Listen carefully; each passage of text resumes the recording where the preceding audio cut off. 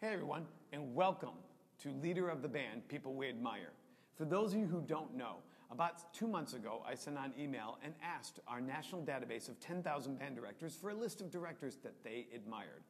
From the responses, which were overwhelming, we quelled the list down to 30 finalists and then turned the award out to you to vote. These are awards nominated by directors, voted on by directors, and after 1,000 final votes, Director Richard Saucedo from Carmel High School, you were chosen as one of the directors that people admire. Congratulations. Thank you very much, Scott. It's a tremendous honor and one that's hard to put into words. There are so many incredible directors and colleagues out there, and to know that they mentioned me as someone that they admire means more to me than I can tell you. And okay, so let's start with that. Who are the directors you admire?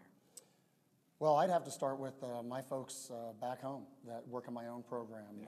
Michael Pote, Chris Crakey, Andy Cook. They, I think, are three of the best teachers in the country.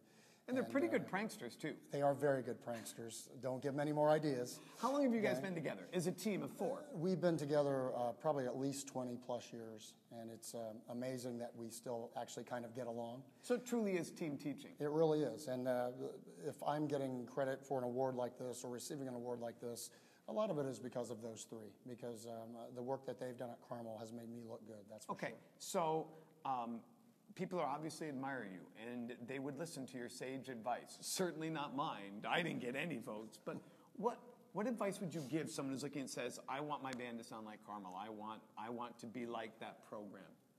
Well, what I did is I had to just keep looking in the mirror and realize that I couldn't do it by myself, and I needed to get help.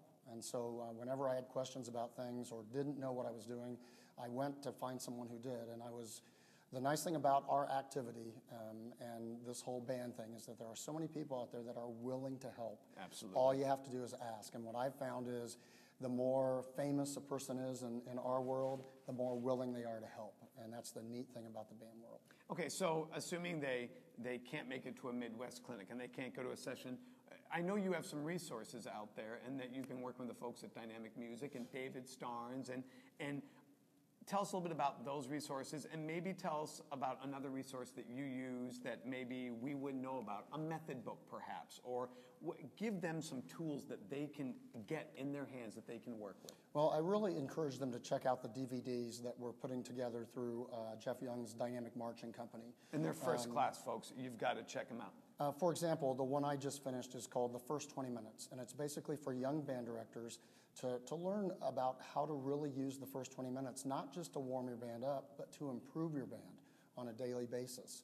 I think a lot of young directors learn over time, but need to learn probably earlier. I know quicker. I did. Yeah, quicker. That it's more about what you do in the first 20 minutes than actually even rehearsing the music that's going to improve your group. Is there a method book of choice for you?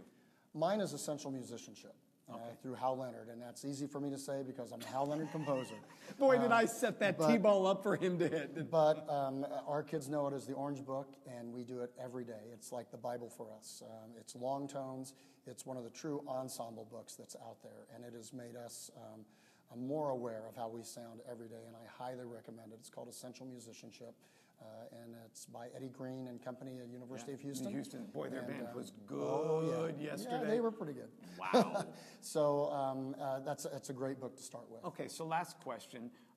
You've been teaching how many years? 31. 31 years. What kept you going? I mean, there's a lot of directors out there right now who are tired and frustrated and feeling isolated and overwhelmed. What kept you going for 30 years? My students, the kids that kept working so hard and gave me goosebump moments in rehearsals, even more than concerts. Sure. There were more times I left rehearsals and had to go in my office and close the door because I was so excited and so pumped up from what had just happened with kids in rehearsals. So kids are why we do this, and kids have always been why I do it, and they're why I do it today.